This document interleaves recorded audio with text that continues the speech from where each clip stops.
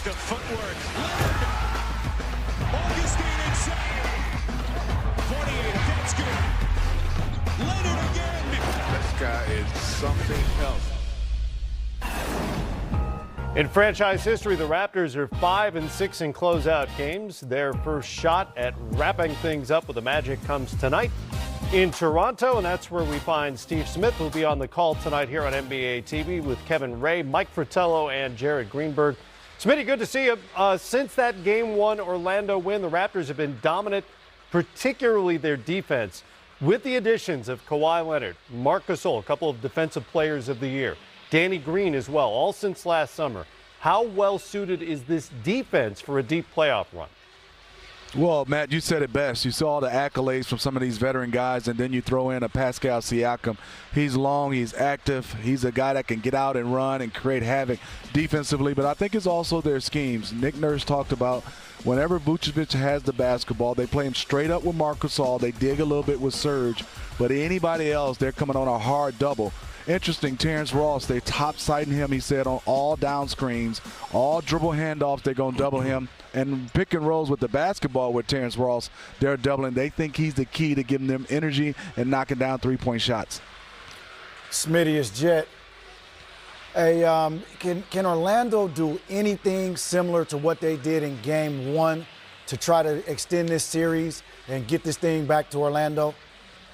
Jet, great question. And Steve Clifford talked about turnovers. He said, we can't turn the basketball over. They're so good defensively. We must get shots. And he said he thought rebounding, especially in Orlando, they gave up so many second chance points, especially in Game 4 on the offensive glass for the Toronto Raptors. So he said if they could rebound, not turn it over, and obviously they want to hit some shots, but they also want to keep the pace down. They want the games to be close into like 100, 105, no more than 105. He feels they have a chance if they can do that, Jet. Smitty, what does this team need out of Kyle Lowry? We've seen who Kawhi is. We've seen Pascal. But who does Kyle Lowry have to be for the Toronto Raptors to have success? You know, Ryan, I think for this series, I think you can play this way. But I think going further on, they need all-star Kyle Lowry. They need a guy that can come out and put his imprint all over this game. And we know he's going to give that effort defensively. I'm not worried about that. He's sharing the ball well. But, Ryan, you said it best. What do they need from Kyle Lowry to ultimately get to the Eastern Conference Final and get to the championship? I think they need all-star Kyle Lowry's offense, and I think they need him to be confident on that side of the ball on the offensive end. A moment ago, you mentioned what Toronto was doing defensively to Nikola Vucevic. The Magic All-Star has averaged just 12 points and shot under 35% so far. Is it a matter of Toronto just making the decision they're going to take him away and Orlando's going to have to adjust, or is there something Vucevic can do to produce a little more and help the Magic survive tonight? Matt, Steve Clifford talked about that they don't really run plays for Vucevic. They like him to just duck in to play basketball. But they said now they want him to go quick. They're going to try to move him pick and rolls, maybe have him come up higher against Marc Gasol on the post and have him faced up a little bit more. But they just want Vooch to be Vooch. If he's going to have double teams, collect the double teams, kick out. He's making the right passes. He said they need to make shots, the wing guys, for him to loosen up the defense, for him to get loose down on the block. Smitty, if you're Orlando, what's more important for them? Is it Terrence Ross getting off to a good start, or them getting out in transition where they were so effective this season? What do they need to do to have success? You know what, Ryan, we haven't talked about Aaron Gordon. Aaron Gordon is a guy, they're not double teaming. So I think Aaron Gordon, he has played solid. He's played his averages in the regular season, but this is where in the playoffs, as you know, Ryan, and Jet knows this, they need him to have one of those games. He need a 24, 25-point game, rebounds, knocking down three. He has shot the three better on the road, around 71% versus at home. I think they need Aaron Gordon to have a big game for them to win this one. And Aaron Gordon was big in Game 4, but it wasn't enough. We'll see if they can turn the tide tonight in Toronto. Smitty, we'll see you at the top of the hour right here for the broadcast. Appreciate you guys. All right, time for winning ingredients presented by Papa John's. Toronto has found the formula for shutting down the Magic offense, holding them to 91 a game on 39% shooting. And guys, since Game 1, Orlando has shot just 26% from three-point range. Here's Toronto head coach Nick Nurse. Nick, Mike Grange from Sportsnet. Any particular points of emphasis based on, I mean, as well as you guys played defensively, is there anything that jumps out you're still trying to tidy up? I think they had like 13 open threes or something like that. They missed a bunch of them, but. Well, I think the main emphasis tonight is to try to do it over the course of the 48 minutes. I think, you know, from watching all the other series, or teams have 3 wins already. You know, the Celtics took maybe the lead for the first time with about 4 minutes to go. Detroit was up 12 last night. Utah didn't go away, on and on. So I think, I mean, there's nothing specific, Michael. I just think that, again, we need to do some of the things we've been doing really well, which is get our defense set up. Transition defense has been great. I think that'll be an early indicator of if we're engaged in wanting to play the same type of defense we've been playing. I think we've been excellent at keeping the ball more under control. But when it isn't under control, we've been excellent at helping each other. So nothing outside of pretty basic stuff, you know, with effort and that, again, understanding that it needs to be done over the full 48 minutes. Anyone else? Doug. Yeah, Nick, Doug Smith, the Toronto Star. You've been able to turn them over at a much higher rate than they're used to giving it up. Is that just your length and quickness, or what do you attribute that? Well, yeah, we've done a really good job, Doug, of getting our hands on a lot of passes. Just deflections has been way up. But I just think that most of that starts with really good ball pressure. I think we're speeding them up a little bit in the half court, a little bit more than they're used to. And, you know, when you're sped up, it gets a little harder to make plays or see the next play. And again, I think we're covering up maybe what looks really, you know, like the first option looks good and we cover that one up, and now you're going to option 2 or 3, and then you're maybe a little bit, your decision making's not quite as good. But yeah, our length and stuff has a lot to do with it too. John. Nick, John Dedden, OrlandoMagic.com. Players hate comparisons, but Siakam, Isaac, kind of similar body types, play the same position. Did you see signs that this was coming from Pascal? Last year in the playoffs, he played 10 games. Well, we thought he was going to be much improved this year, coming out of the season and the summer that he had, and just the way he looked. Every time we went to see him this summer, and then training camp, et cetera, just looked like he was going to have, but I'm not sure anybody saw this coming, right? I mean, this is, if anybody said the guy was going to do what he's doing in the playoffs a year ago from now, they were really being optimistic, all right? So he's been really good. You know, he got off to a fast start.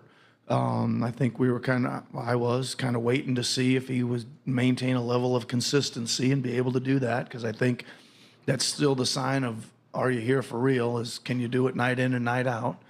And then there's all these little kind of benchmarks along the way. How's he gonna play after the All-Star break? How's he gonna play the full 82? And then you get to this part, what's he gonna do in the playoffs? Apparently, he's going to continue to thrive. Speaking of Pascal Siakam, on the way here in Game Time, an earth-shaking anniversary for Shaq.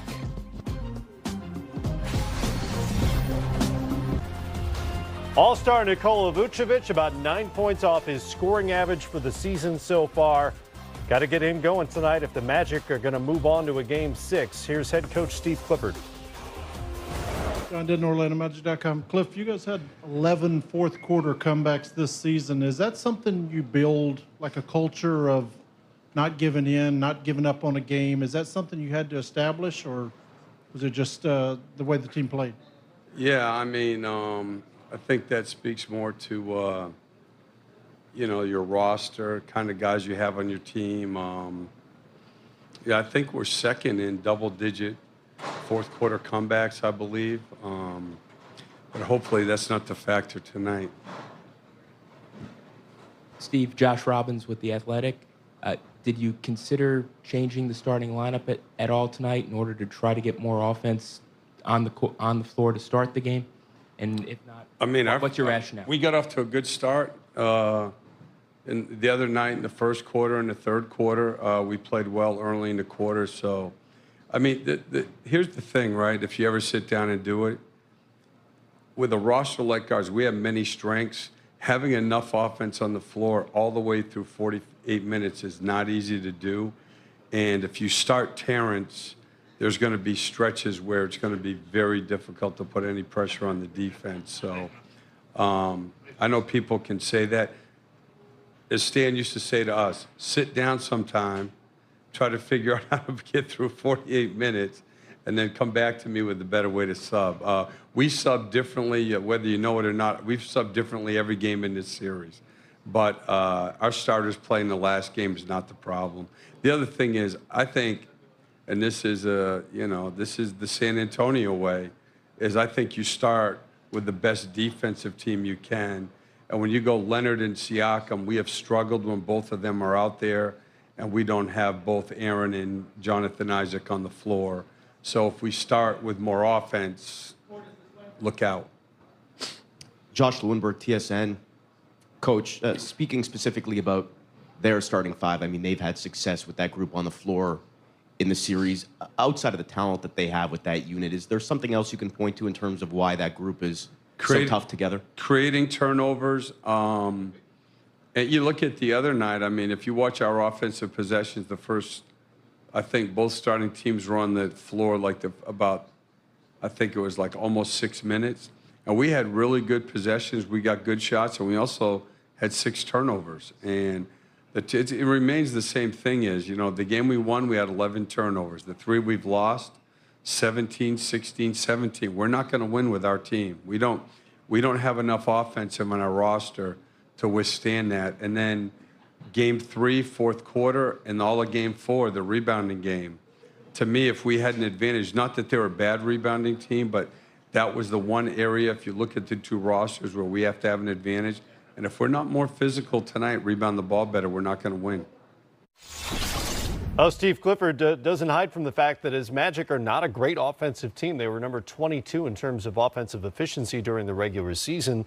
How do they junk up this game, slow it down, whatever they need to do to keep it close tonight? We can't sugarcoat this. You talk about Aaron Gordon having a big game. It's got to be on the defensive end, taking the challenge against Kawhi Leonard. He's getting anything he wants. And when you guard Kawhi, he's so strong and athletic. You got to take that bumps and the hits that he's going to give. He absolutely punishes you in the paint. And they just got to scrap. There's nothing pretty about this, Jet. Nothing pretty about this game. Obviously, zero resistance, when Kawhi is doing whatever he's doing offensively. But speed the game up. Magic, play fast.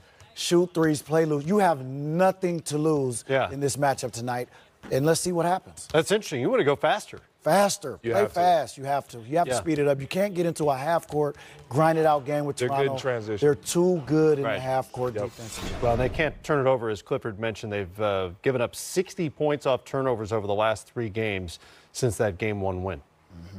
Tough.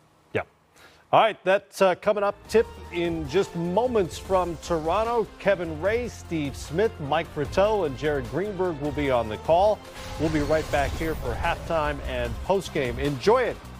A wild Game 3 in Brooklyn. The Sixers are back at home tonight, hoping to send the Nets home for the summer. Still no word on the availability of Joel Embiid, who's dealing with that knee issue. Embiid, of course, has been a formidable force in this series, making shots, erasing shots, and twice so far delivering shots worthy of flagrant fouls. But so far, at least, he hasn't broken any equipment. 26 years ago today, that's exactly what happened when Shaquille O'Neal ripped down the backboard at Meadowlands Arena in New Jersey. Ro Parrish talked to Shaq about that unforgettable scene, as well as previous backboard casualties in this edition of Story Time with Shaq. Another spectacular moment in your career also took place in New Jersey when you tore down the entire basket. Stanchion, backboard, all that got torn down. Number one, was there anything that was different that day? You seemed to have some extra strength. Was there anything that you did that was different than the normal routine? I always had to put myself in anger mode to play at the highest level. Dwayne Shinsis, rest in peace. Never met him, never had anything against him, but he went to Florida. So now I got that SEC war thing going on in my head. So when I get it, I gotta, make my mark felt. The rim was probably weak because if you look at the dunk, it wasn't really a powerful dunk. I did go up strong because I know he was behind me. Can't let a guy from the SEC block it. So I went up extra strong, and when I pulled on the rim, I admit I did get some extra because I wanted to dunk and pull myself up and swing with that and be like, ah! But when I did that, the thing started falling, so I had to release. And when I ducked down like this, I was like, please don't fall on me. And then I was getting ready to pick my head up, and that damn shot clock hit me in the head. But see, when you get hit in the head in front of everybody, you can't act like it hurts. You got to play it off. So when it hit me, I was like, but then when I got to the time, I was like, damn, man, I need some icy hot. Damn, shoulder broke. Orlando, last game, Dennis Scott was starting. Bowie was coming off the bench as Hill follows and does bring down the entire backcourt. That's one we haven't seen. There was another situation earlier in that season where you're out in Phoenix. Charles Barkley was there watching. And I hated Charles Barkley. Not to the point to where I disliked him. It was a karate mode thing. We talked about this before that growing up I watched a lot of karate movies, and the basis of those movies are the young master must take out the top master. And Barkley is a legend, right? But I want his spot. Magic Johnson's a legend. I want his spot. Jordan's a legend. All these guys are ahead of me. I want their spot. They hurt my name, but now you have to feel the name. So every time I got the ball, I wanted Charles Barkley to know who Shaquille was. And if you go back to the footage, I want you to play it slow. When I dunk, Charles does this. And that's exactly what I want. Like when you pulling it down, you see Charles go like this. And now I'm working with his fat ass. So okay, what is the actual count? I've done my research. I know you broke one at LSU. I've seen a pickup game where you tore one down. I've seen the two that you had in the NBA. The actual count is 6. The actual rims that I've broke are all in my gym in Orlando. I have 5 homes, and in front of each home I've planted a broken rim tree. And this is, in commemoration, in memory of the rims that I broke. So going to the broken rim conversation. Now, is there any player since you've left the game in the NBA, outside of the NBA, that you think could do something similar? Maybe break a rim, bring down. Is there anybody that you've seen? Early on, there was a kid that played in Orlando by the name of Dwight Howard. I thought he was close. And then I think the injuries probably took toll on him and he wanted to do other things. But if he had that killer focus, he would have been one that definitely could have got it done. Because like early in Orlando when he was playing for Van Gundy, he was definitely a monster. I think Joel Embiid is the one guy in the league right now who potentially could bring down a rim. But if you're talking about guys of that size and that power, it's a good reminder that as NBA players, it's not a bad idea to just sort of stay out of their way because those are not normal humans. No, you definitely want to get out of the way. But I got a little nugget for you. In a 10-year career, Gus Johnson of the Baltimore Bullets shattered 3 backboards. Really? Daryl Dawkins did it. Chocolate Thunder, right? Yep. Multiple backboards. Yeah. But Shaquille O'Neal is the only NBA player to break a whole basket. Right. That's unheard of. Well, they put in the breakaway rim at some point, so you couldn't just shatter the backboard. Right. But nobody's breaking the whole goal. Like bringing in a whole nother goal, like never. It'll never happen again. I don't care. Embiid, maybe a rim, but not a whole basket. Yeah, Embiid's not bouncy enough. But what's interesting, like when you think about Shaq, like they had to reinforce the rims. You know what? It's just so, it's not normal. I think now we would maybe have to measure, size and force and impact on the rim to see if it's even possible to do what Shaq was doing. I remember my rookie year at training camp, I brought down the goal, but there was like a screw loose or something going on there. Like Shaq said, it wasn't even a good dunk, man, if you just hit that thing at the right time. Look, look how old that is, though, Jet. Man. Shaq's lucky he doesn't have a screw loose after getting hit in the head with the shot clock there. As a kid, I swear that was like the greatest thing. Like Shaq, like he was on. I had like 10 Shaq photos, posters all on the wall, man. That was 26 years ago today, but that was the regular season, by the way, the second to last game of the regular season, which was going deep into April back then. That was a good thing, man. Yeah. They didn't really need any more baskets at that point. No, that's true. That's true. All right, more coming up here. We'll take a look at the late game tonight. A chance for Dame Lillard and the Blazers to finish off the Thunder tonight in Portland.